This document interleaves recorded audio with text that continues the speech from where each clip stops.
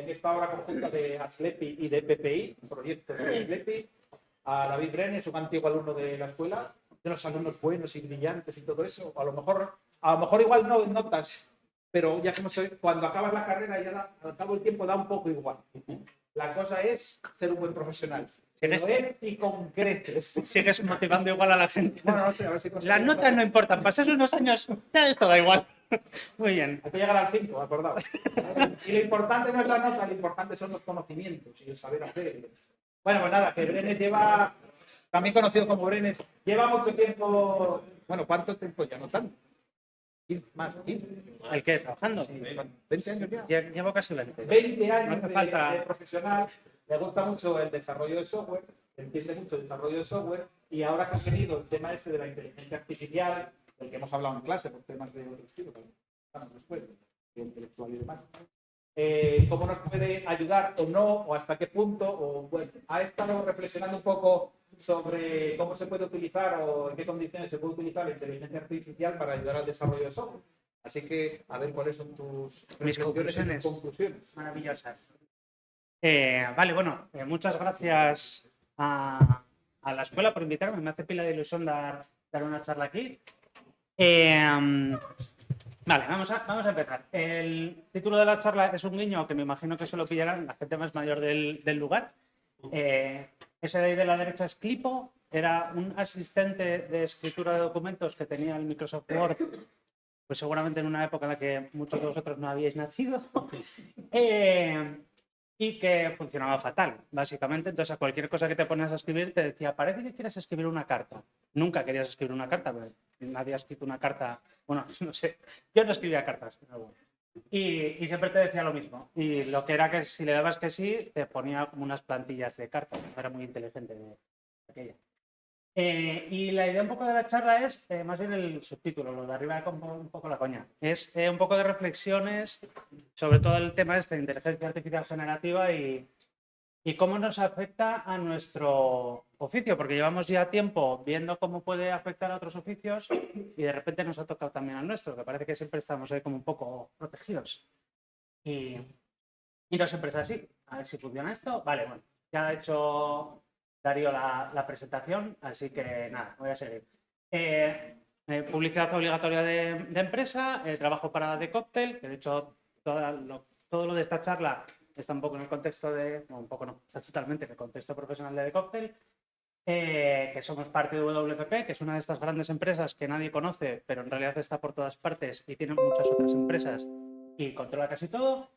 Y aquí en España somos 700, en la oficina de Oviedo somos 50, hoy hemos cumplido 50 de hecho, y en concreto en el apartado puramente tecnológico somos 200, ¿vale? Digo puramente tecnológico porque en realidad The Cocktail es una consultoría de negocio, estrategia y tecnología, al final todo es tecnología, pero desarrolladores, por así decir, somos más de 200, ¿vale? Y me han obligado a decir que siempre estamos buscando a gente para que se vengan de prácticas, entonces cualquier cosa pues ya está. Prometo que no voy a hacer más publicidad, excepto un disclaimer, que lo he metido yo, que las opiniones no reflejan la opinión de The Cocktail y en ocasiones ni siquiera reflejan la mía, pero tengo que hacer un poco de abogado del diablo con todas las cosas, ¿vale?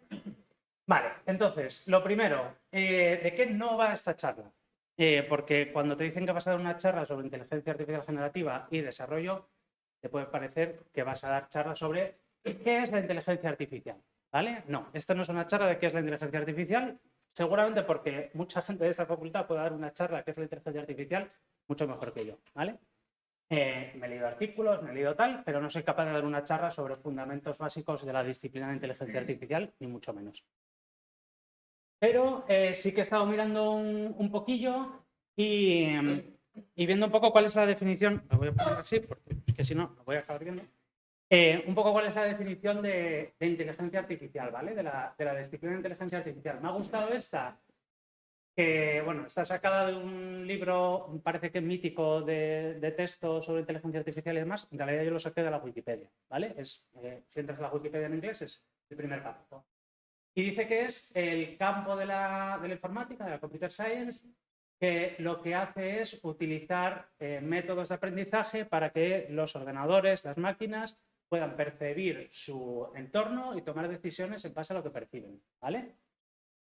Veis que esta definición es muy, muy generalista y implicaría muchas cosas. En concreto, y buscando un poco por internet, en 2020 esta gente de Topbots, que es hacen consultoría y se dedicaron a sacar un mapa de aplicaciones de inteligencia artificial, pues veis todo lo que encontraron en 2020, antes de todo el boom y todo el hype de todo esto de la inteligencia artificial generativa, y en campos ultra diversos. Básicamente, inteligencia artificial se lleva utilizando muchos años. Bueno, es un campo que tiene, no sé, pues 80 años de historia, casi tan antiguo como la informática, porque ya desde el principio estaba metido un poco en las ideas de von Neumann y compañía. Y no es algo que acabe de nacer, aunque pueda parecerlo, porque ahora mismo hay muchísima más información y muchísimo más debate, ¿no? Pero la inteligencia artificial lleva existiendo mucho tiempo. En cosas tan ahora mismo rudimentarias, pero que en su momento fueron una revolución, como algoritmos de recomendación. Los míticos algoritmos de Amazon de recomendación hace 20 años nos volaban la cabeza, ¿vale? Ahora parece como que ya está todo mucho más estandarizado, es lo que tiene según vamos avanzando. Pero la inteligencia artificial incluye un montón de cosas. Vale, pero entonces, si la inteligencia artificial es más que OpenAI que DeepMind, ¿por qué parece que ahora solo OpenAI hace inteligencia artificial? O solo DeepMind, Google y todos estos. Básicamente porque esto de la inteligencia artificial generativa es seguramente lo que más cerca está de cumplir el sueño original que tenían los primeros informáticos, las primeras figuras históricas como von Neumann, de que es una inteligencia artificial. Von Neumann tenía la idea de, oye, igual somos capaces de construir máquinas que sean capaces de construir máquinas a su vez y que sean capaces de ir generándose unas a otras, ¿vale? Lo que Rajoy decía que era imposible que sucediese. Entonces, bueno, esto está muy unido con muchos clásicos. Básicamente, la referencia básica a esto es el complejo de Frankenstein, ¿vale? El rollo de crear una criatura a la que le doy vida y que es independiente del creador. Un poco de eso tiene todo esto de la inteligencia artificial. Y entonces, esta maravilla tecnológica es algo que se vende muy bien y que genera mucho hype, ¿vale? Y dentro de 2 años ocurrirá la singularidad de la inteligencia artificial y los robots vendrán a por nosotros y nos dominarán o nos liberarán, depende de quién pregunte. Luego, un tema de publicidad. Hay grandes empresas detrás de todos los desarrollos que están ocurriendo ahora, grandísimas empresas, las empresas más grandes tecnológicas del mundo, y les interesa la publicidad, les interesa vender sus productos, ¿vale? Entonces, la inteligencia artificial generativa es algo que es muy fácil de vender a los clientes porque los clientes lo entienden muy bien. Vender un algoritmo de recomendación, no sé qué, ha requerido mucho tiempo de que la gente lo entienda. Venderle a alguien que yo te puedo generar 100 páginas de información para que puedas vender tu producto mejor en 5 minutos, eso lo entiende todo el mundo. Lo entiende todo el mundo y les maravilla. Y entienden el ahorro que eso supone, ¿vale? Y luego, un tema de solucionismo tecnológico que yo busco siempre como meter en las charlas sobre tecnología, que es la idea que tenemos los tecnólogos de que podemos solucionar todos los problemas de la humanidad a base de tecnología pura, ¿vale? Spoiler, no es muy así, ¿vale? Es un término acuñado por un señor que luego he estado leyendo y parece que tiene unas raíces un poco dudosas y ahora con conflictos Rusia-Ucrania y tal, pues no me parece como muy tal. Pero bueno, es un poco la idea de con la inteligencia artificial generativa por fin vamos a conseguir el sueño de que las máquinas nos entiendan y nos obedezcan y puedan hacer nuestro trabajo, ¿vale? Y nosotros podamos dedicarnos a otras cosas. Vale.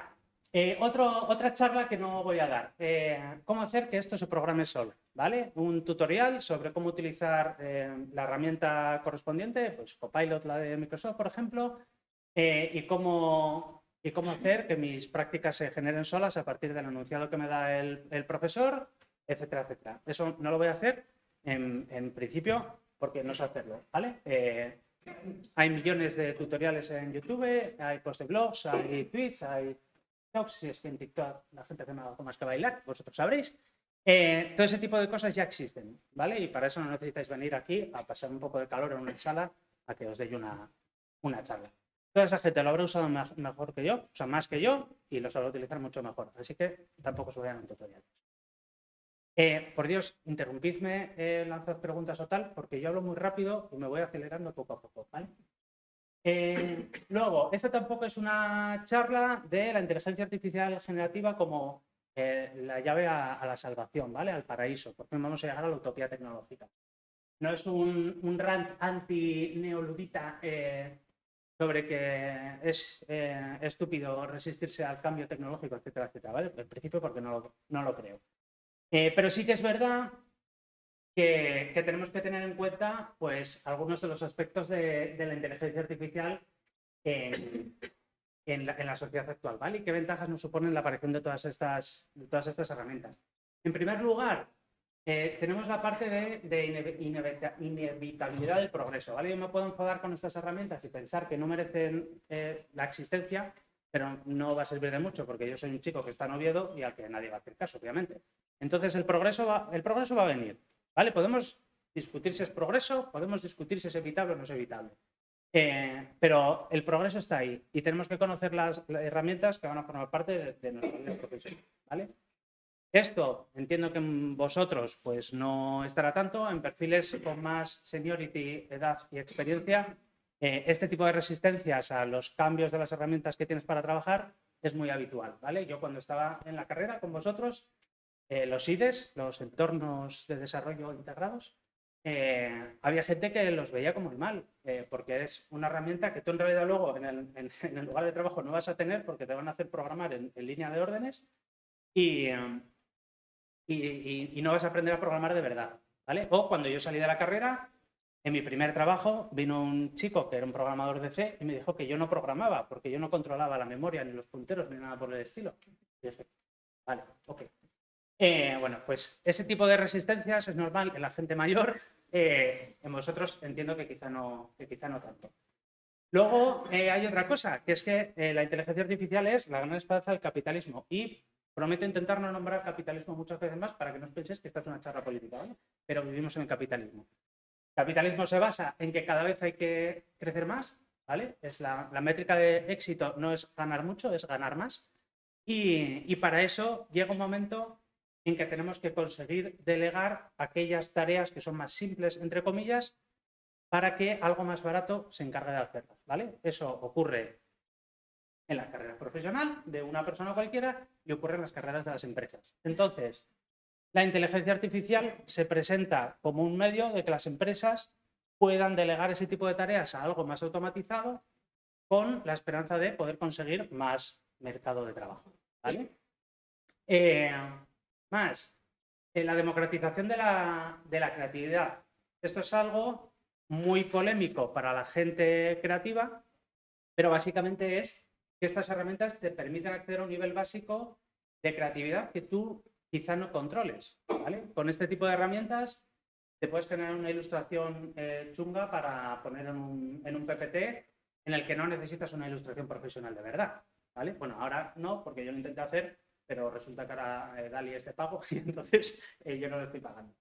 Pero, por ejemplo, lo estaba pensando mientras hacía la presentación, esta plantilla PPT no la he hecho yo, ¿vale? Pero yo no tengo ningún tipo de gusto estético como para poder hacer este sencillo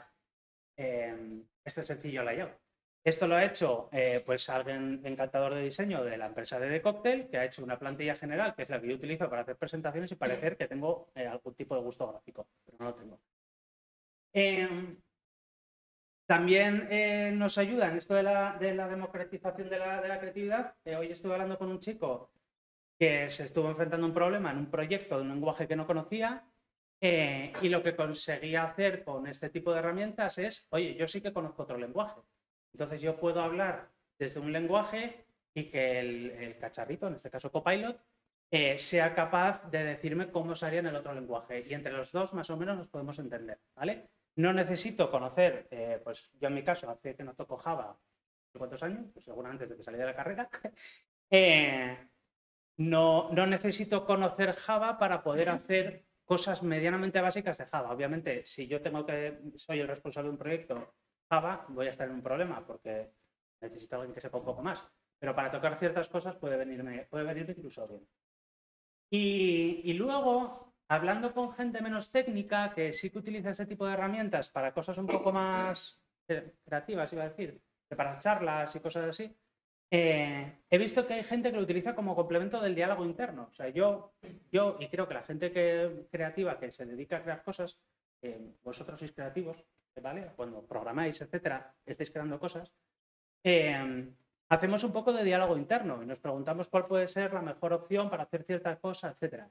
Estas herramientas conversacionales lo que nos dan es un complemento a ese diálogo interno, en primer lugar, porque nos pueden aportar una visión que nosotros no tenemos, ¿vale? Que en el caso de gente con menos experiencia puede venir incluso bien, y luego lo pueden complementar con capacidades extra, ¿vale? Dado que tienen más conocimiento, pueden aportarte cosas que tú no sabes, ¿vale? ¿Cuál es el riesgo? Que si te están mintiendo o se están equivocando, tú no lo vas a saber. Y normalmente en el diálogo interno tú sabes si te estás mintiendo a ti mismo. Vale. ¿Qué tampoco es esta charla? La charla de la IA generativa es la llave del apocalipsis, ¿vale? Un rant neoludita sobre lo terrible que es el uso de estas herramientas y cómo van a acabar con la humanidad. Bueno, digo neoludita como si la gente supiese lo que es. Los luditas fueron un grupo de personas que durante la Revolución Industrial allá por el Reino Unido pues no les parecía muy bien el tema de empezar a industrializar ciertos oficios, ¿vale? Y lo que hacían era pues sabotear fábricas y cosas así, ¿vale? Es normalmente lo que te llaman cuando dices que esto de la inteligencia artificial generativa igual hay que mirarlo con cuidado. Pues normalmente es lo que te llaman. Te dicen que estás anclado en el pasado y que eres un neoludita y que es un troglodita. Vale. Efectivamente, estas herramientas, lo que he comentado antes, parecen interesantes, pero también tienen sus puntos de riesgo. En primer lugar, ¿quién lidera estas herramientas? Estas herramientas las lidera que son las principales empresas gigantes del software. ¿Por qué? Porque son las únicas herramientas con la capacidad de cómputo y el acceso a los datos para poder generar este tipo de modelos, ¿vale? ¿Quién puede generar una herramienta de ayuda al desarrollo de software, etcétera, etcétera? Microsoft, que tiene GitHub. Entonces tiene todos los repositorios de software. Básicamente, bueno, no sé cuál será el porcentaje, pero el 80% de los repositorios públicos del mundo, pues tranquilamente. ¿Quién puede generar una herramienta que te genere contenido visual o contenido textual, etcétera, etcétera? Google, que tiene todos los datos de Internet indexados y los puede alimentar en sus modelos. Y además tienen la infraestructura para poder hacerlo, porque tienen empresas dedicadas a la venta de infraestructura, con lo cual ya tienen todo eso y ya lo tienen hecho, ¿vale? Ese tipo de empresas son las que pueden generar estas cosas. Es verdad que hay modelos de lenguaje open source, es verdad que hay iniciativas que no son estas empresas, ¿vale? Pero las principales son estos gigantes. ¿Es conveniente que estos gigantes sigan haciéndose cada vez más grandes, etcétera, etcétera? Bueno, pues eso ya a gusto de cada uno, ¿no? Pero al menos algo de riesgo podemos llegar a tener. Luego, el tema de la eficiencia. Es algo que esto, cuando estás en una empresa y vas a hablar con los clientes tal, es lo primero que te preguntan. Hay dos maneras de ver el hecho de que a ti te lleve menos tiempo hacer algo. La manera de mi empresa, por ejemplo, que ofrece servicios de desarrollo, a mi empresa lo que le interesa es, yo tardo la mitad en hacer lo que antes hacía en un día, pues tardo medio día, tengo el otro medio día para hacer más cosas y ganar más dinero. ¿Qué es lo que quiere el cliente? Tardas la mitad, así que me cobras la mitad. ¿Vale? ¿Sobre quién repercute esta eficiencia?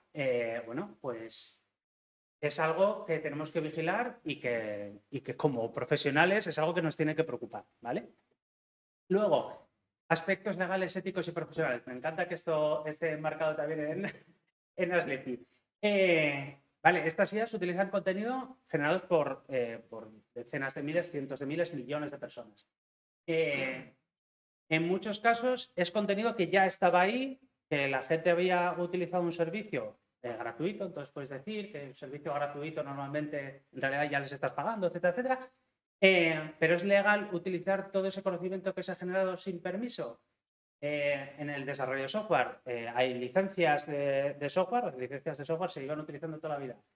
¿Hasta qué punto es legal o ético tener un aparato que se ha entrenado sin tener en cuenta esas licencias? ¿cómo afecta eso luego a que se genere más contenido? Tenemos el caso de Stack Overflow. Stack Overflow era el sitio mítico, claro, es que no sé si vosotros lo habréis visto. Sí.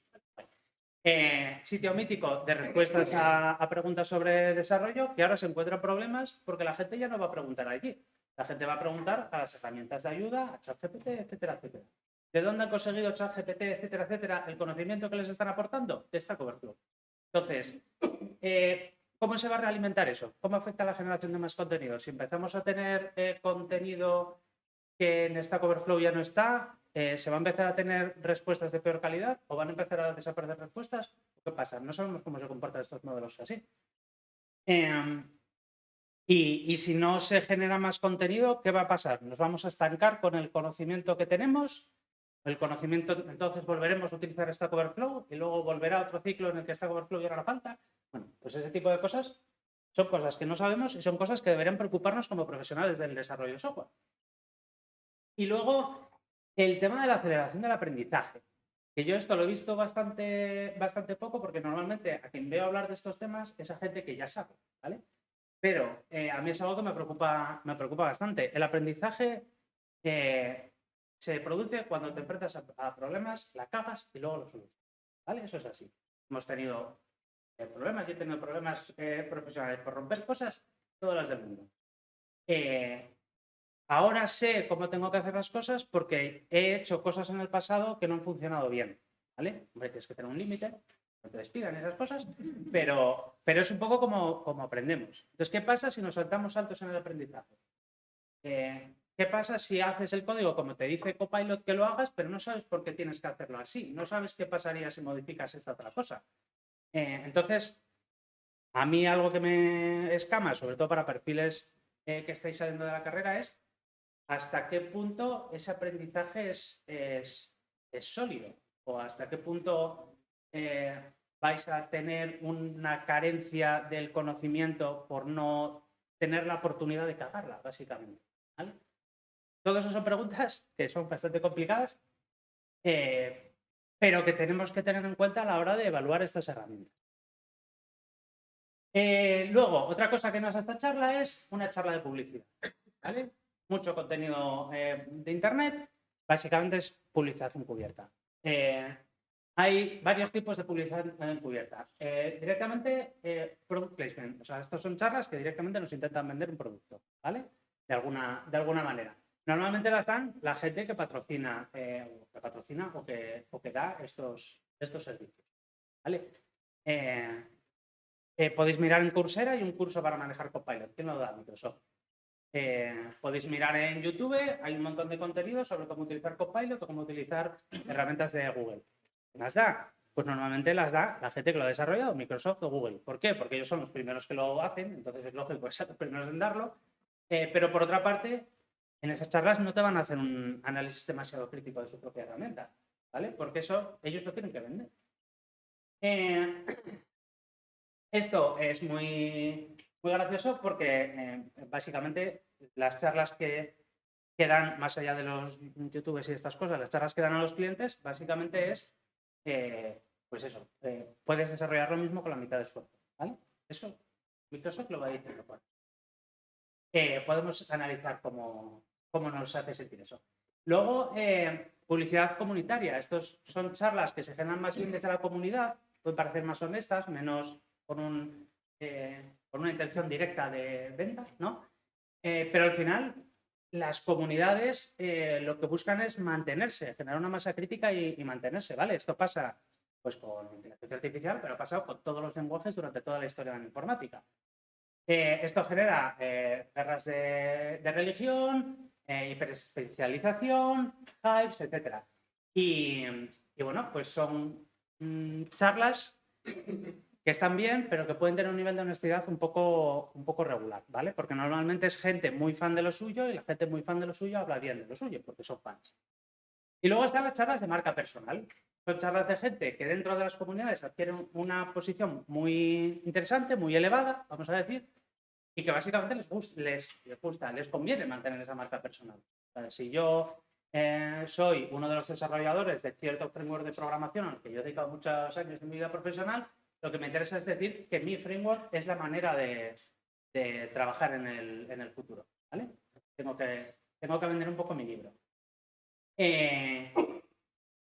Entonces, no es este tipo de charla, yo no vengo a venderos nada, ¿vale? A mí me da igual si utilizáis una herramienta, si no la utilizáis, igual la utilizáis. Yo no gano nada con esto. Entonces, ¿de qué sí va esta charla? Esta charla va de que es un tema un poco complejo en el que yo, por ejemplo, no tengo una opinión muy formada y luego lo iremos viendo. Y cuando me vinieron a preguntar en su momento, lo que dije en The Cocktail, lo que dije en la empresa es, pues igual deberíamos intentar hacer algo para tener una opinión formada y no ir por ahí repitiendo lo que diga Microsoft o lo que diga quien sea para vender a nuestros clientes unas cosas en las que igual no queremos mucho. Vale. Entiendo que ahora mismo estaréis pensando, pues menuda grapa. O sea, si es todo tan tal y me lo pintas todo así, ¿por qué debería quedarme yo aquí? ¿Para qué me interesa a mí este tema? Bueno, este tema os tiene que interesar porque es algo a lo que la informática siempre ha ido, ¿vale? La historia de la informática, y algunos dirán que es la historia del progreso, pero como no soy mucho de filosofía y de historia, tampoco me voy a meter en ese jardín, es huir hacia la abstracción. ¿Vale? ¿A qué me refiero con huir hacia la abstracción? La historia de la informática es un bastante buen ejemplo. Igual alguno de los profesores me dice que me calle y que estoy equivocado, pero estáis bienvenidos para decirlo. En primer lugar, la informática empieza con la capa física, ¿vale? La capa física en la que es una época en la que cómo implementas físicamente un ordenador en realidad es muy importante, ¿vale? Tenemos las míticas máquinas de Ada Lovelace y Babbage o los enormes ordenadores con tubos de vacío, etcétera, en los que los bits eran algo físico, eran algo que tenían una realidad física y que el programa sabía de esa realidad física, ¿vale?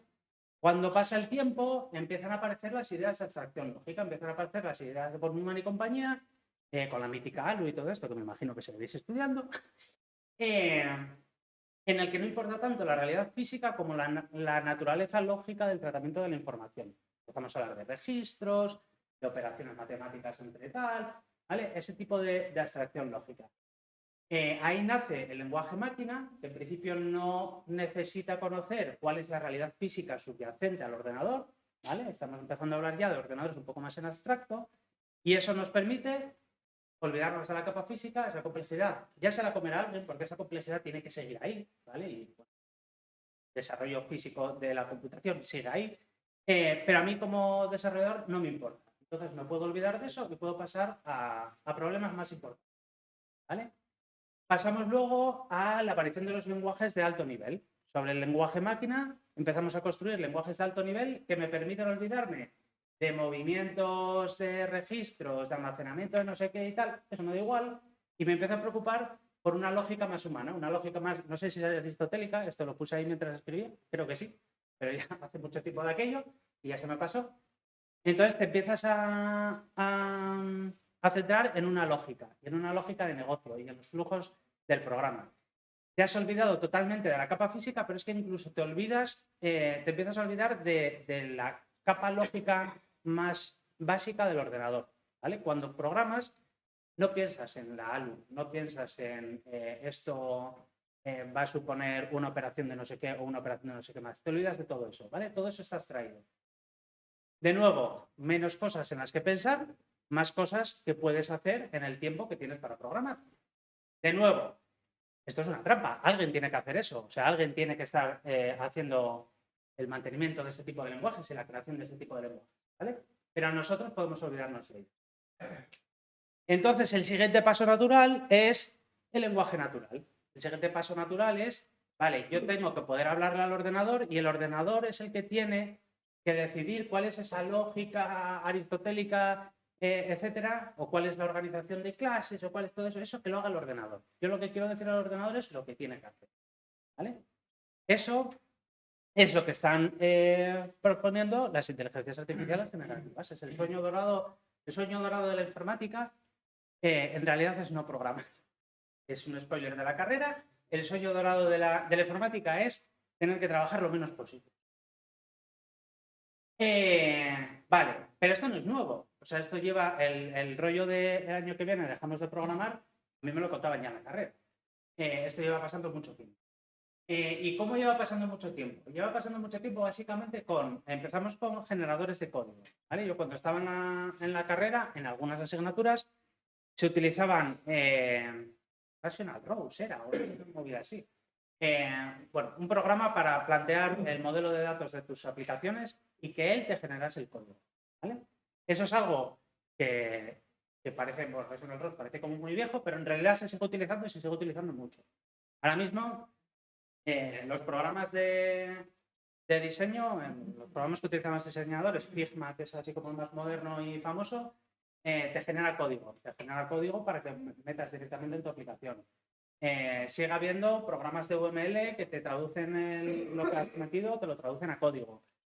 Sigue habiendo los servicios web SOAP y las implementaciones más REST de OpenAPI, etcétera, que te generan el código para que ellos solos se encarguen de gestionar toda esa parte y tú no te tienes que preocupar de cómo se consulta el servicio web. Todo eso sigue existiendo, ¿vale? Lo que pasa es que no cumple la promesa de que puedes dejar de programar. Al final siempre tienes que revisarlo y siempre tienes que utilizarlo. Luego hubo una movida, el Domain Drive Development, que era era un poco como crear un lenguaje de programación de un dominio, ¿vale? Tú tienes un dominio de negocio, es decir, yo hago venta de coches, ¿vale? Entonces mi dominio es la venta de coches. Y yo me hago un lenguaje de programación para poder programar flujos de venta de coches. Entonces, en vez de if, else, etcétera, yo tengo cars, tengo accelerations, tengo wheels, tengo, ¿vale? Ese tipo de cosas. Esto parecía como muy, muy prometedor. El problema es que están muy limitados en dominio, no son muy generalistas, entonces son bastante de nicho, ¿vale? Esto no tiene mucho. Aunque sí que lo que pasó es que empezaron a aparecer frameworks de desarrollo, sobre todo en el ámbito web, para acelerar ciertas cosas. Entonces, estos frameworks de desarrollo siguen funcionando con if, else, etcétera, pero ya traen preconstruidas cosas como manejar peticiones HTTP, hacer peticiones HTTP hacia afuera, redirecciones, todo ese tipo de cosas ya lo están. Entonces es un poco una nueva capa de abstracción. Y luego de ahí se pasa a una tendencia que hubo hace unos cuantos años, que pinchó un poco, que fue el tema de low code. Low code, la idea es que no tienes que programar o que tienes que programar muy poquito, porque los componentes básicos de un programa ya están hechos, entonces a base de arrastrar, normalmente en una interfaz gráfica, se generan los flujos tal para que tu programa funcione solo, ¿vale? De nuevo, pinchó porque sigue siendo bastante de nicho. O sea, sí que hay aplicaciones que funcionan a base de esto, pero bueno, no son generalistas, ¿vale? No te puedes programar cualquier cosa con ellas. Vale. Y si todo esto no te ha convencido de por qué la inteligencia artificial generativa te tiene que preocupar como futuro desarrollador de software informático, etcétera. Bueno, en primer lugar, esta es la carrera profesional que has elegido, quieras o no. Esta es la carrera profesional que habéis elegido. Entonces os tiene que preocupar lo suficiente cuál es el futuro de vuestra carrera profesional, porque vais a estar mucho tiempo en esta carrera profesional, no os lo voy diciendo. Hay muchos intereses en que esto funcione, ¿vale? No son intereses solo individuales, hay intereses pues, a nivel de empresa, a nivel de un sistema económico, que quieren que esto... Pero el hecho es que no sabemos cómo se comporta lo real. Por una sencilla razón, porque no lleva el tiempo suficiente como para que sepamos cómo se comporta en el mundo. ¿Vale? Aquí estoy hablando del desarrollo, pero en realidad esto lo podéis enfocar en cualquier tipo de inteligencia artificial generativa. No llevan el tiempo suficiente como para que sepamos cómo funcionan nada. ¿Vale? Hubo hace unos meses una movida en ChatGPT en el que ChatGPT empezó a contestar con menos palabras, más fácil. Y lo empezaron a notar ciertas personas dentro de la comunidad y el rumor se empezó a extender y todo el mundo decía, hostia, pues es verdad, hace 2 semanas que ChatGPT me responde como más vago. Más respuestas del tipo, esto lo puedes buscar por internet, ¿vale? Y no se sabe por qué, pues sí, hay teorías. Hay una teoría que a mí me encanta, que es que era noviembre. Y entonces la inteligencia artificial había aprendido de alguna manera que en final de año se trabajaba menos. Y era una teoría que gente que sabe de esto, o sea, no una teoría que ha dicho un documento por Twitter, gente que se supone que sabe algo de esto, que dice, hostia, pues es verdad que en el último mes del año normalmente se genera menos contenido en Internet. Por lo que sabemos, es posible que la inteligencia artificial haya entendido que en este mes se tiene que trabajar menos y se tiene que generar menos contenido. No lo sabemos. Luego, hay que poner un foco muy grande en cómo se evalúa el código que generan estas herramientas. Porque si no hemos tenido tiempo para evaluar cómo se comportan en el mundo real, tampoco sabemos qué tipo de código está generando, ni si estamos rebajando la calidad del código. Yo esto lo entiendo más fácilmente en el mundo de las artes plásticas. Suena como muy a viejo. Puedes generar ilustraciones con DALL-E, puedes generar ilustraciones con Midjourney, y con puedes generar ilustraciones que entiendo que son espectaculares. Yo nunca he generado ninguna que merezca la pena ser enseñada. Pero entiendo que puedes generar ilustraciones espectaculares porque yo he visto ilustraciones espectaculares hechas con inteligencia artificial. Eso quiere decir que estamos aceptando que esa es la calidad de las ilustraciones que queremos de aquí en adelante. Yo puedo generar ilustraciones para mis presentaciones, pero esas ilustraciones son de suficiente calidad, pues estoy entregando una mierda a mi cliente. No lo sé. Bueno, sí que lo sé porque las que yo genero son muy... Pero en el mundo del código es algo que también tenemos que vigilar. Y luego, porque si no analizamos esto, nos podemos encontrar con problemas como sociedad. Yo algo que no tenía no tenía esa idea cuando estaba en la carrera, que todo me parecía como un poco de juguete. La informática es muy importante en el mundo. Todo es informática ahora mismo. El hecho de que, bueno, me acuerdo que tenía un compañero que siempre se quejaba de que en el empleo público las posiciones de informática nunca existían. Siempre son subcontratas. Administraciones públicas todo lo contrataban a base de subcontratas. De hecho, en Asturias, gran parte del ecosistema de empresas tecnológicas ha vivido de eso. Hostia, la informática es importante. ¿Por qué el portal de acceso de no sé qué del Principado merece menos consideración que otras profesiones que sí que están dentro del empleo público? No lo sé, luego tenemos que pensarlo. Pues la informática es muy importante en la sociedad. Y tirar adelante con las herramientas que unas grandes empresas quieren vender a sus clientes para apoyar nuestra sociedad en ellas, pues igual es algo que requeriría hacernos pensar un poquitito. Sobre todo porque la idoneidad técnica no es el criterio para la toma de decisiones. Eso es algo que a la gente tecnológica nos sorprende un montón. Pero en muchas ocasiones no se toma la decisión por lo que es mejor técnicamente. Normalmente, si es una decisión que ha tenido que tomar un jefe, toma la decisión que menos riesgo le supone de que le despidan. ¿Vale? Hay un refrán en el mundillo muy famoso que es que a nadie le han despedido por contratar a Oracle. Tú contratas Oracle, si es un desastre, todo el mundo ha contratado a Oracle. ¿Tú qué ibas a hacer? ¿No ibas a ir por libre? Ya está, estás salvado, no pasa nada. Y luego, pues que Beta era mejor que el VHS, el vinilo suena mejor que el CD, el HDVD, que vivió como 6 meses, tenía más calidad que el Blu-ray, pero al final todas las cosas que se acaban imponiendo han sido otras. No tiene por qué ser la mejor decisión simplemente porque sea la más moderna, ¿vale? Oye, pararme o algo. Llevo hablando 3/4 de hora. Vale, sigo. Vale, entonces la siguiente pregunta que os puede surgir es, pero yo esto ya lo he hecho. O sea, yo he hecho prácticas con, bueno, no sé si está permitido hacer prácticas con este tipo de herramientas. Habéis hecho prácticas seguro con este tipo de herramientas, no digáis que ya habéis hecho prácticas con este tipo de herramientas. Entonces sí que funciona. ¿Por qué digo yo que no está claro que funcione? Vale, ¿por qué no digo que está claro que funcione? Básicamente porque todas las tutoriales, posts, etcétera, que hayáis visto por internet cumplen con alguna de estas 4 cosas. En primer lugar, intereses personales, lo que vimos antes. A la gente técnica nos gusta mucho ser los early adopters y ser los primeros en cosas. Y nos gusta mucho dejar nuestra marca personal.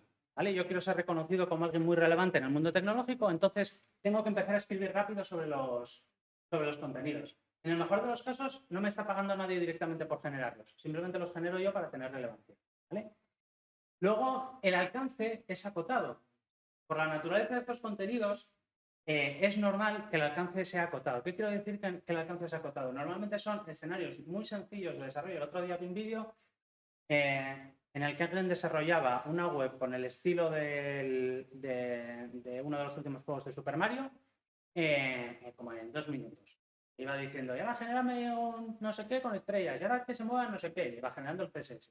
Vale, muy genial, ok, vale. Eso no me sirve de nada en un entorno profesional, me sirve de algo en un entorno de hacer una web un poco chorras, pero en un entorno profesional eso no me sirve. Estas pruebas además no suelen tener en cuenta la variable tiempo. Tú generas el código, lo generas en un post, te lo dejas en un repositorio de GitHub, lo dejas ahí, aquí fácil pues gloria. Es posible que nunca vuelvas a ver ese repositorio porque no importa, porque lo que querías era generar un contenido. Entonces, el tiempo en el desarrollo del software es muy importante. Seguramente es lo más importante. Me imagino que en las asignaturas de programación y tal hacéis testing unitario y todo ese tipo de cosas, os enseñaron a hacer testing, pero nada, el mejor testing es el testing del tiempo. Si tu software tiene algún bug, si tu software lo utiliza gente, ese bug va a aparecer, no os preocupéis. Hombre, mejor no tenerlo, y para eso sirve el testing unitario. Pero lo que de verdad dice si has programado bien o no has programado bien, es cuando dentro de 6 meses aquello siga funcionando y haya sido capaz de crecer o de mantenerse al menos. ¿Vale? Todo eso no lo puedes ver en un post de un blog explicándote cómo hacer el estilo de no sé qué de una web. ¿Vale? Y luego, normalmente estos ejemplos son hojas en blanco. Tú empiezas el código desde cero. ¿Vale? ¿Qué pasa cuando yo entro en una empresa y el código que tengo delante pues tiene 20.000 líneas de código y trabajo 30 personas en él? ¿Qué hago? ¿Genero en un chat GPT código y lo meto ahí dentro a ver si no explota? Buena suerte. Luego, el sesgo triunfalista. Nadie publica resultados negativos. Esto pasa también en ciencia.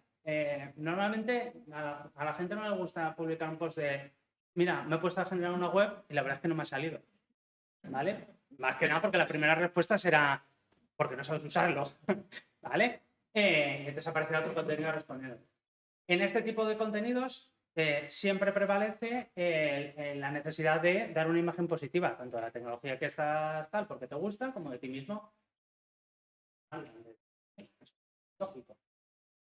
Y aunque publiques algo positivo, tampoco hablas de cuánto tiempo te ha llevado. Este vídeo que yo vi el otro día, de 1 minuto, generar un estilo web, vale, pero ¿cuánto tiempo te ha llevado? ¿Cuántos intentos te ha llevado a hacer esa ilustración perfecta que me estás enseñando en Twitter para ilustrar no sé qué? ¿Lo has hecho a la primera? Vale, ok. O te has tirado una semana y me estás enseñando el vídeo del último minuto en el que ya lo has hecho, entonces lo vuelves a repetir todo el tiempo. Es bastante probable que sea eso. Y luego el tema del individualismo, que es algo inherente a la cultura informática, ¿vale? La cultura informática es una cultura altamente individualista desde siempre, ¿vale? No, esto no tiene que ver con la inteligencia artificial. Siempre hemos tenido la cultura del desarrollador ninja, el desarrollador 10 por tienes un desarrollador que básicamente vale lo mismo que el resto de tu equipo. Entonces más te vale ser ese desarrollador. Eso es una cultura tóxica y horrible, pero que está muy presente en la informática.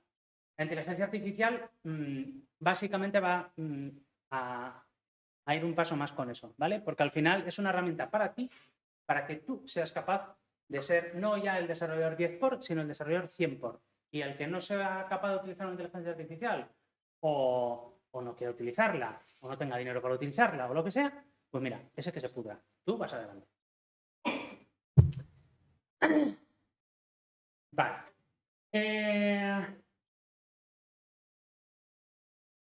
Juraría, esta slide no iba aquí. Espera. Ah, vale, mira, pensé que estaba más para tal. Vale, pues entonces voy a ir con el orden. Perdón, que las he movido. Vale, entonces, si estoy diciendo que esto es tan complicado de saber si funciona, si no funciona, ¿qué narices hemos hecho y cuáles son nuestras conclusiones que hemos descubierto, ¿no? Vale, en The Cocktail tenemos cuando empezó a explotar todo esto de la inteligencia artificial, etcétera, pues obviamente a The Cocktail le gusta ganar dinero, entonces también nos hemos intentado posicionar un poco ahí. Y hemos generado una iniciativa que se llama GLIA para analizar ciertas cosas de inteligencia artificial, ¿vale? Normalmente se centra más en el tema de casos de uso para nuestros clientes que puedan verse beneficiados con inteligencia artificial generativa, pero también tiene algunas algunas otras ramificaciones como esto, ¿no? Analizar cómo en nuestro entorno de trabajo podemos utilizar la inteligencia artificial. ¿Qué es lo que... Vale, sí. ¿Qué es lo que decidimos hacer aquí? Entonces, vamos a intentar analizar cómo se utiliza la inteligencia artificial y qué beneficio nos da en un ambiente profesional, en un proyecto real, ¿vale? ¿Qué hemos cogido? Hemos cogido uno de nuestros clientes con proyecto de más larga duración. Estamos hablando de proyecto de 8 años en la parte más nueva. En la parte más vieja son 10 años, ¿vale? 10 años, 8 años evolucionando un software en el que han entrado decenas de personas a lo largo de los años y que consta de muchísimas, ¿vale? Lo que hemos hecho ha sido coger a la gente más middle y más senior de los equipos y darles copilot para ver cómo funciona. El primer escollo aquí, las implicaciones legales. Y esto es un aviso para navegantes. Cuando vayáis a trabajar en una empresa, si vosotros vais a utilizar vuestra propia herramienta de inteligencia artificial, aseguraros que podéis. ¿Por qué? Porque muchos de los modelos gratuitos, ChatGPT, por ejemplo, de inteligencia artificial, lo que hacen es utilizar vuestros datos para reentrenarse. ¿Vale? Bueno, y nada, es un modelo y ya está. Si estás pagando, normalmente es que estás pagando de otra manera. ¿Qué pasa? Que si estás empezando a meter información que pertenece a un cliente, esa información no es tuya para hacer con ella todo lo que quieras. Entonces, si empiezan a entrenarse los modelos con ese tipo de información, puedes acabar teniendo problemas legales. Y ha habido casos de herramientas de inteligencia artificial generativa que han acabado desvelando cierta información que se había introducido por parte de desarrolladores. ¿Vale? Y bueno, el caso más sencillo es, hay un nuevo ataque informático de robo de credenciales que es básicamente preguntarle a ChatGPT.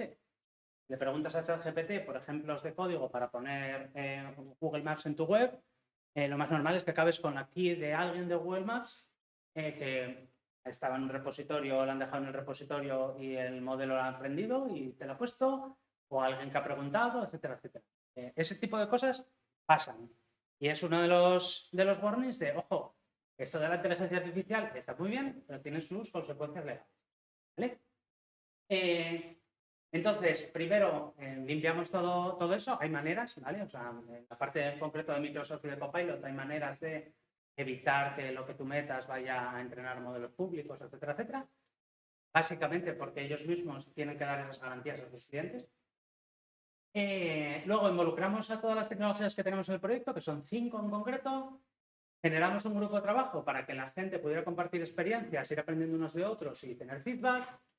Lanzamos encuestas regularmente y preguntamos, tal, etcétera, para obtener un análisis cualitativo, mejor dicho, de cómo estaba viendo la gente este tipo de herramientas, o sea, cómo te sientes con ella, cómo te impactan en el curro, etcétera, etcétera. Identificamos a los early adopters de esta tecnología, que básicamente ese tipo de gente lo que hace es ayudarte a llevarla más allá, ¿vale? Es gente un poco pasiva, más activa, que te ayudan a aprovechar mejor la tecnología. Luego, algo más burocrático, para poder medir el impacto cuantitativo que tiene este tipo de herramientas, la gente imputa sus horas, ¿vale? Entonces, tienes un registro de cuánto ha tardado la gente en hacer las tareas y tienes una estimación previa. Sabes cuánto la gente piensa que va a tardar. Entonces, con esos datos podemos empezar a jugar a ver cómo consigue impactar la inteligencia artificial. Luego veremos. Si os parece dudoso, es porque es dudoso. Luego veremos. Luego contamos con un histórico de tareas. Pues llevamos 8 años con este proyecto. Hombre, la calidad de datos de 2 años atrás pues es bastante dudosa. Pero bueno, contamos con un histórico de datos antiguos que nos permite saber cómo funcionaba el equipo de trabajo sin tener este tipo de herramientas. Y luego, en todo caso, y esto es algo que se adoptó como dogma, no se genera código, no se despliega código generado por Copilot en este caso, sin intervención humana. O sea, no sin intervención, perdón, sin revisión. En The Cocktail tenemos un proceso de revisión de código, revisión de request y todo este tipo de cosas bastante asentado. Y en este caso hay que hacerlo con más cuidado, ¿vale? Porque no es código que haya generado un humano. Si el código tiene un error, ¿de quién es responsabilidad ese error? Esa es otra de las discusiones que podríamos tener. Pero lo importante es que el desarrollador sigue siendo el piloto, ¿vale? del copilot, el que tiene la posibilidad de frenar las cosas. Vale, a base de las encuestas, ¿qué es lo que hemos ido viendo? Estos son los primeros resultados que tuvimos con las encuestas, ¿vale? Lo que veis aquí es, bueno, no sé si lo veis desde tal, pero básicamente estábamos intentando saber cómo se sentía de productiva la gente, o sea, cómo de veloz cree que consigue programar y cómo es la calidad del código que está generando, ¿vale? Y tienes dos grupos. Tienes el grupo que se siente más productivo haciendo Copilot y el grupo que no, ¿vale? Y bueno, están bastante diferenciados. ¿Qué nos dice esto? Tenemos unos perfiles de gente que quizás puedan estar un poquito a la defensiva a la introducción de nuevas herramientas en su flujo de trabajo, ¿vale? ¿Por qué digo eso? Porque podrías decir, no, bueno, pues ya están, no son más productivos ni nada por el estilo. Básicamente es porque no se sienten más productivos, pero en todas las demás respuestas dicen que Copilot funciona muy bien. Eso es un poco raro. La calidad del código, en general, salvo un outlier ahí, todo el mundo dice que genera buen código. En general, se meten bastantes de las sugerencias que da y tener en cuenta que las sugerencias, o sea, uno de los problemas que nos levantó el equipo es Copilot me distrae porque me recomienda cosas cuando no necesito que me recomiendes. Es como tener a alguien hablando mal oído mientras estoy trabajando. Déjame en paz. Ya te diré yo cuando necesito algo. ¿Vale? Eso sí que nos lo han reportado. Entonces, que de eso, de la mitad hacia allá, las sugerencias sean buenas, nos dice que en realidad Copilot está funcionando bastante bien en un proyecto de este estilo, ¿vale? Que yo pensé que iba a funcionar bastante peor. Vale, luego les preguntamos, ¿cómo trabajas? O sea, ¿consigues tener más foco? Porque una de las promesas que pueden tener este tipo de herramientas es, mira, olvídate, lo que hablamos antes de la abstracción, olvídate de las tareas menudas o de las cosas que no te aportan, como yo que sé, generar una clase, generar un constructor, bueno, todas estas típicas cosas que ya venían en ayudas de los IDEs cuando yo trabajaba con IDEs. Todo ese tipo de cosas, olvídate, ya las haré yo, y tú preocúpate por la lógica importante, ¿vale?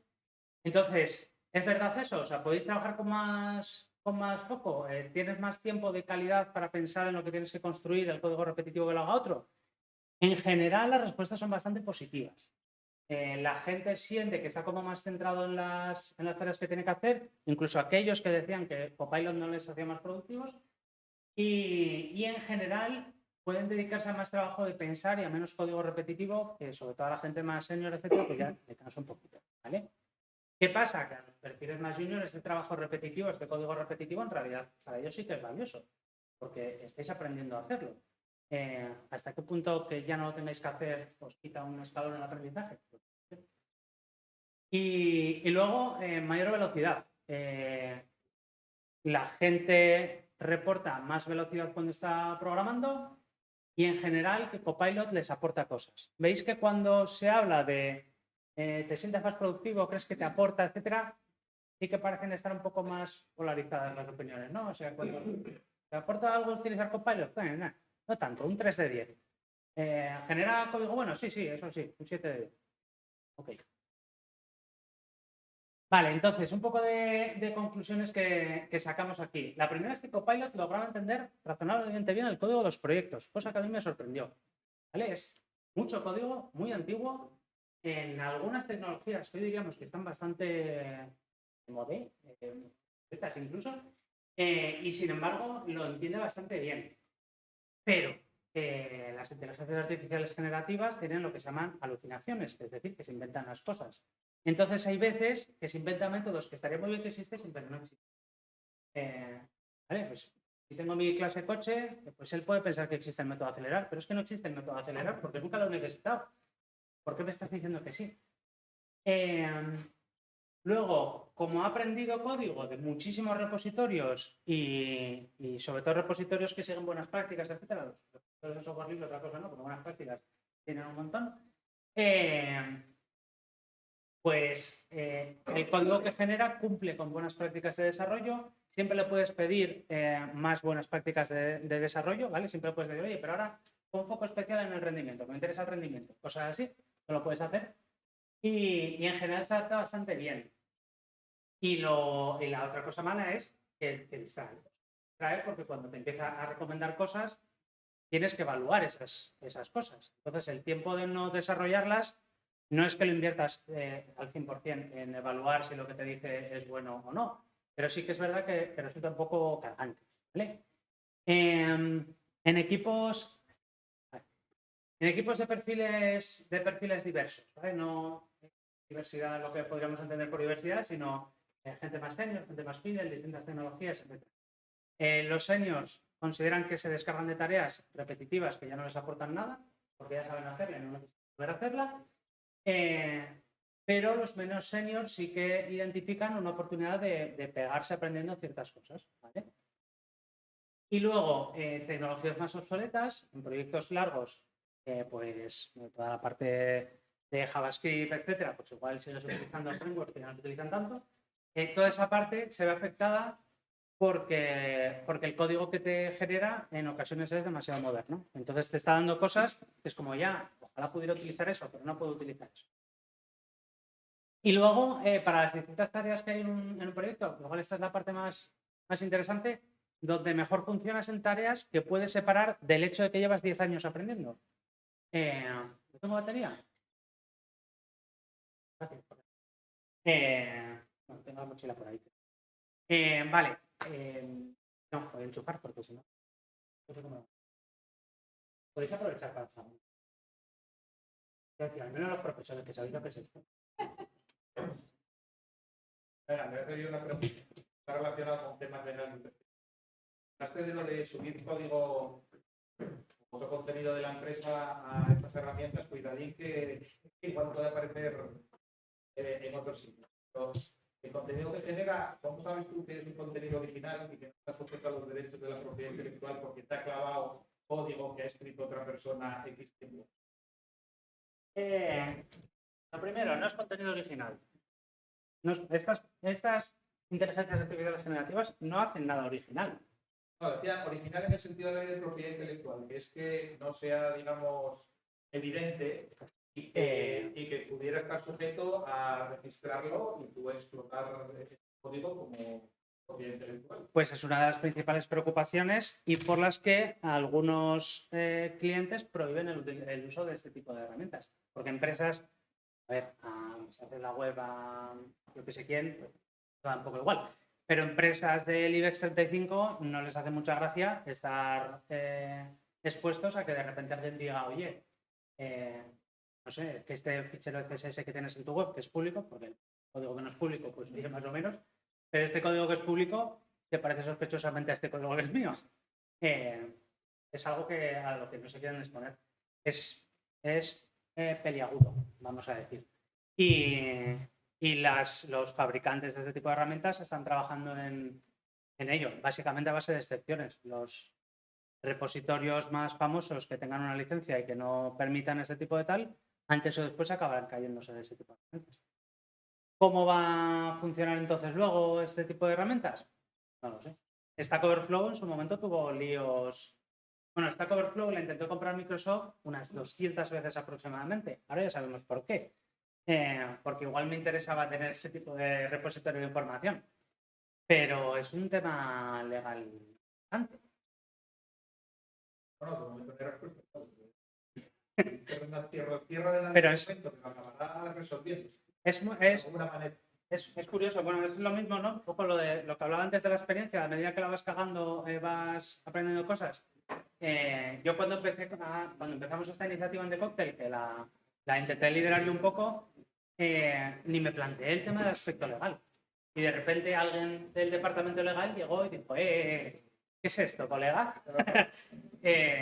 Y ahí empezó el rollo de pedir permisos al cliente, el cliente decirte, pues ahora te esperas porque me acabas de abrir un melón que no tenía yo abierto en este momento, etcétera, etcétera. Es muy, muy fastidioso. Está muy entretenido, muy interesante. Sí. A mí me apasiona. Vale, lo que decía. Vale, tareas que puedes separar de lo que es el legacy de la aplicación. ¿Vale? sea, todo lo que pueda ser programar en una hoja en blanco funciona mejor, es lo que hablábamos antes. Los post de blog funcionan bastante bien. Entonces, todo lo que pueda hacer que esté totalmente separado, mejor. ¿Qué es lo que normalmente está totalmente separado porque a nadie le importa mucho cómo está hecho? El testing. Testing, normalmente a nadie le importa cómo está hecho el testing, simplemente que funcione, que aparezca en verde. Entonces, es mucho más fácil utilizarlo como una hoja en blanco. Hay otras cosas que estamos intentando evaluar, cómo podemos incorporar. Bueno, en cada lenguaje de programación tiene sus buenas prácticas, ¿no? Y esas buenas prácticas están codificadas y hay herramientas que te permiten evaluar cómo está tu código con respecto a esas buenas prácticas, ¿vale? El más famoso es SonarQube, que no sé si os sonará de algo. Yo cuando estaba en la carrera no me habría sonado de nada. No existiría eso. Seguramente no existe eso. Gracias a Dios. Pues estamos viendo cómo se puede intentar también enganchar a eso, porque al final no depende tanto de la lógica que tú tengas como ya un poco de las tripas internas del código. Entonces, a ver si eso funciona bien. ¿Cuál es el problema? En tareas con un mayor impacto, los efectos colaterales son asombrosos. Tú en una página web cambias una línea de CSS y es posible que rompas cosas que ni siquiera sabías que estaban en esa página web. Eso en este proyecto en concreto pasó con modificaciones humanas, pero puede pasar con modificaciones de código generado por inteligencia artificial. Luego, en la generación de código puede hacer que salgan, a base de estos efectos colaterales, aparezcan incidencias más complicadas de resolver. Porque si tú no has estado pensando durante un rato en el código que estás generando, puede que no seas capaz de identificar de dónde ha salido cierto error, porque ese código no lo has pensado tanto, ¿vale? Y luego, el mantenimiento correctivo, lo que son las incidencias, los bugs, etcétera, es algo que está muy intrincado en la lógica de negocio y en el código. ¿Y cómo le traduces tú el bug que te aparece en una web a una inteligencia artificial? Pues en este momento de la prueba no teníamos ni idea de cómo iba a funcionar, ¿vale? ¿Qué hicimos después? Básicamente dejamos pasar el tiempo. Pero os decía, y lo que siempre os diré, el tiempo es el test absoluto. Dejamos pasar el tiempo y pasados 6 meses volvimos a investigar cómo estaba viendo la empezamos con, vale, ahora que han pasado 6 meses, ¿cómo estás utilizando Copilot? Lo que encontramos es, hay un perfil de desarrollador pasivo que básicamente lo que hace es recibir sugerencias, ¿vale? Pero no plantearse el desarrollo del software, o sea, no plantearse esta herramienta dentro del desarrollo del software más allá de un recomendador de código un poco inteligente, ¿vale? Bueno, ok, cada uno lo puede hacer un poco como quiera y entiendo que es la manera más fácil para que alguien con experiencia, en vez de utilizar este tipo de herramientas, y yo creo que la oportunidad que tenéis vosotros es que vosotros vais a plantearos el oficio desde cero. Vosotros sois una hoja en blanco. Es bastante probable que vosotros podéis empezar a utilizar estas herramientas de otro tipo de manera, ¿no? Que a la gente que llevamos más tiempo nos cuesta, porque si llevo 20 años desarrollando de una manera, para desarrollar de otra me cuesta un poco más. Es curioso porque igual que nos dicen no hago nada especial, escribo cada sugerencia, se las encajo, también nos dice planteo mi desarrollo de manera activa sabiendo que voy a utilizar esta herramienta. Bueno, a mí me parece un poco contradictorio, ¿no? Pero vale. Y en general se utiliza mucho eso, para cosas más de nicho, cosas de testing automático, etcétera. En eso sí que se utiliza bastante. Luego, ¿dedicas tiempo a cómo aprovechar la herramienta? Esta pregunta me va un poco enfocada a que nosotros los desarrolladores, sobre todo la gente más apasionada con la tecnología y el desarrollo, nos gusta leer sobre el desarrollo, nos gusta leer sobre las herramientas de trabajo que utilizamos, ¿vale? De hecho, de eso vive un montón de gente que publica posts y tweets, etcétera, de su propia marca personal.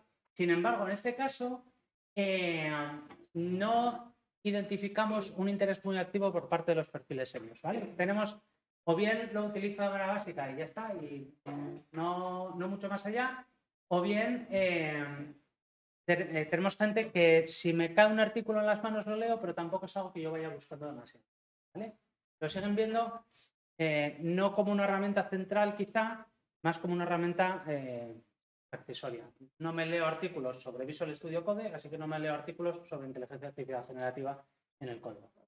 Pero, sin embargo, sí que todo el mundo siente que se ha convertido en una herramienta de trabajo, ¿vale? De hecho, lo que ha pasado desde la vez anterior a 6 meses después es que la gente que peor nota le daba a Copilot ha dejado de utilizar. Y ya está.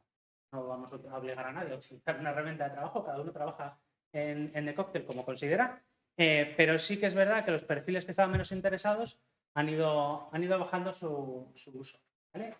Y se vuelve a confirmar el tema de la calidad del código generado, estoy más en flow, trabajo más rápido, me siento más productivo. Todo eso en general el desarrollador sí que lo siente, ¿vale?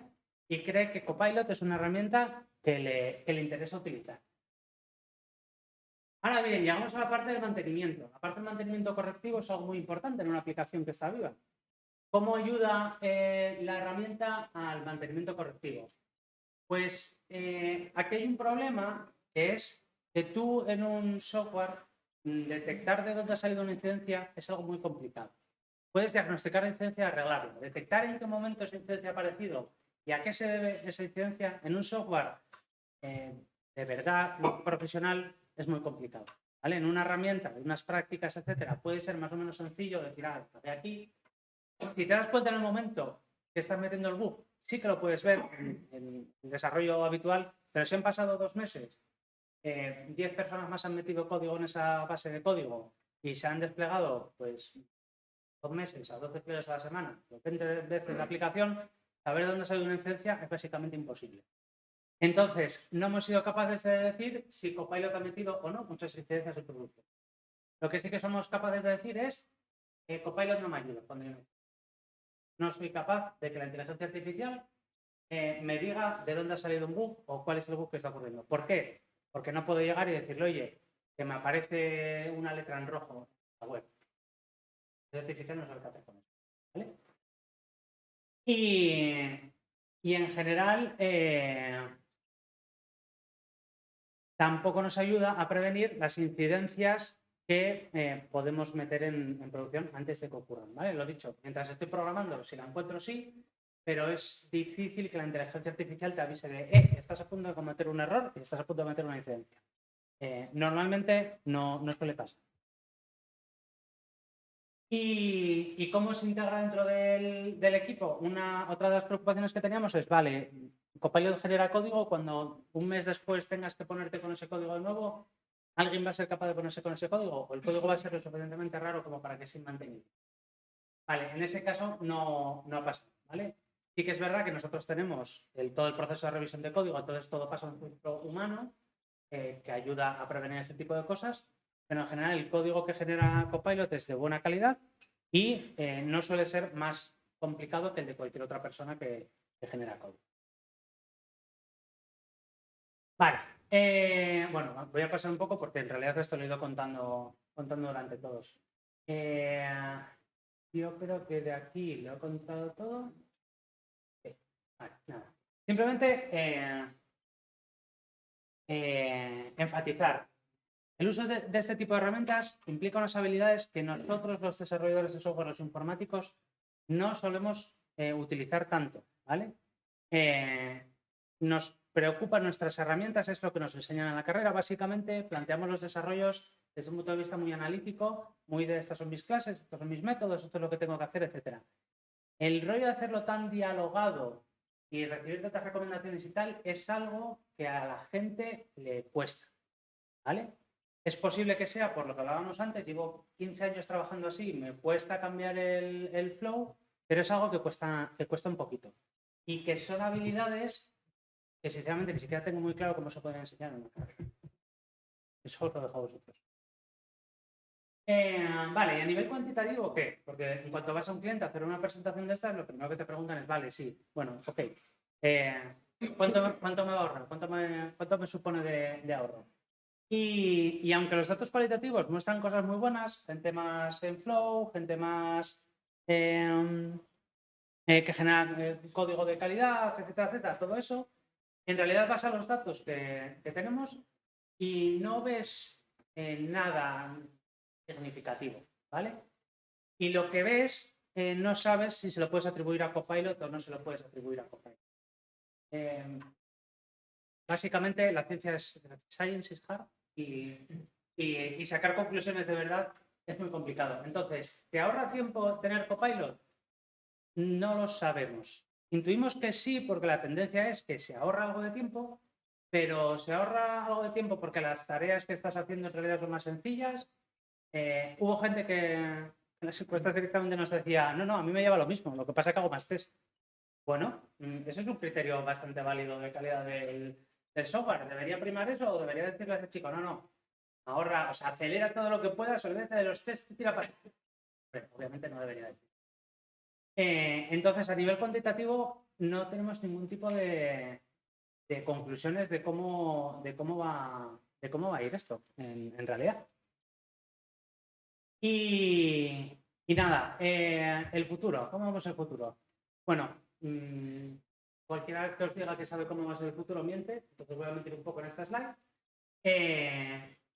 Básicamente, mi opinión, y esto es opinión totalmente personal y con todos los problemas que he comentado antes, en mi opinión es que este tipo de herramientas están ahí y salvo que haya alguna hecatombe que obligue al cierre de este tipo de herramientas, tiene pinta de que se van a quedar.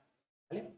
Tiene pinta de que se van a integrar, igual que se han integrado otras herramientas de desarrollo o otras metodologías de desarrollo y que dentro de unos cuantos años pues no hablaremos del impacto que han tenido porque como el día a día, ya está, no pasa nada.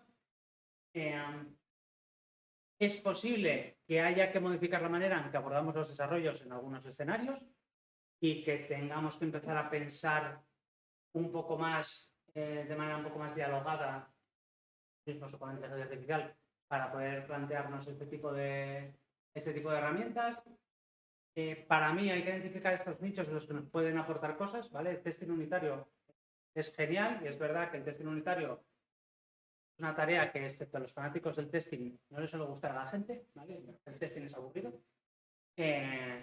Ostras, si tengo una herramienta que me permite identificar escenarios de testing y que me permite ayudar a encontrar errores, eso puede estar muy bien. Y sobre todo que el factor humano no puede desaparecer. O sea, tenemos que poner en valor que seguimos siendo profesionales, igual que cuando empezaron a aparecer herramientas para ayudarnos a desarrollar, no seguimos ahí, ¿vale? Tenemos un poco la...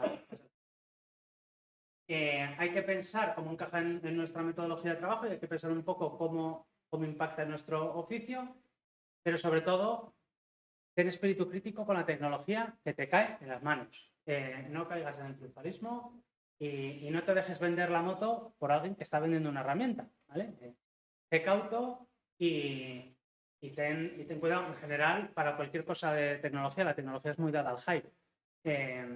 Hay que analizar con mucho cuidado todas las nuevas herramientas. Y sobre todo, lo último, Kilian me está haciendo señas, creo que tengo que lanzar una pelota de béisbol. Ah, vale, perdón.